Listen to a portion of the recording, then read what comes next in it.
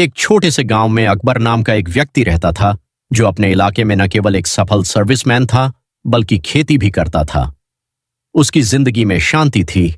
वह सुबह अपने गांव के कामों में व्यस्त रहता और शाम को दफ्तर में।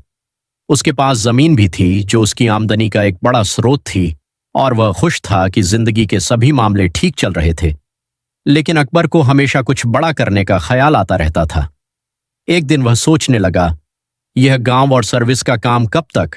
मुझे बड़ा बनना है, मुझे शहर जाना है, वहां कुछ नया करना है। उसने यह फैसला किया कि अब उसका समय गांव में नहीं बल्कि शहर में बिजनेस करने का है। उसने अपनी सारी जमीन तुरंत बेचकर अच्छा खासा पैसा जमा किया और एक बड़े शहर की ओर रवाना हो गया। शहर पहुंचने के बाद अकबर ने एक नया बिजनेस शुरू किया।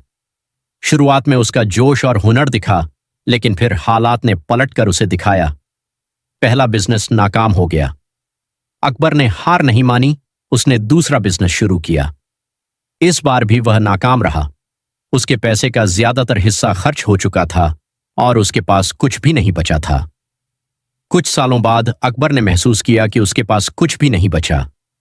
पैसे खत्म हो चुके थे और शहर की तेज रफ्तार जिंदगी ने उसकी मानसिक शांति छीन ली थी। वह एक गरीब व्यक्ति बन चुका था जिसके पास न घर था न जमीन।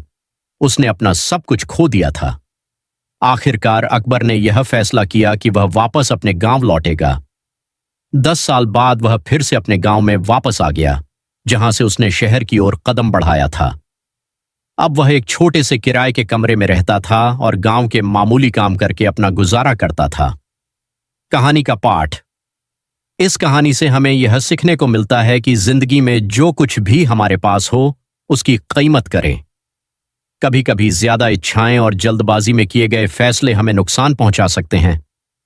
अकबर की तरह हमें अपनी असली स्थिति और मेहनत को नजरअंदाज नहीं करना चाहिए और अपनी सीमाओं को समझना चाहिए।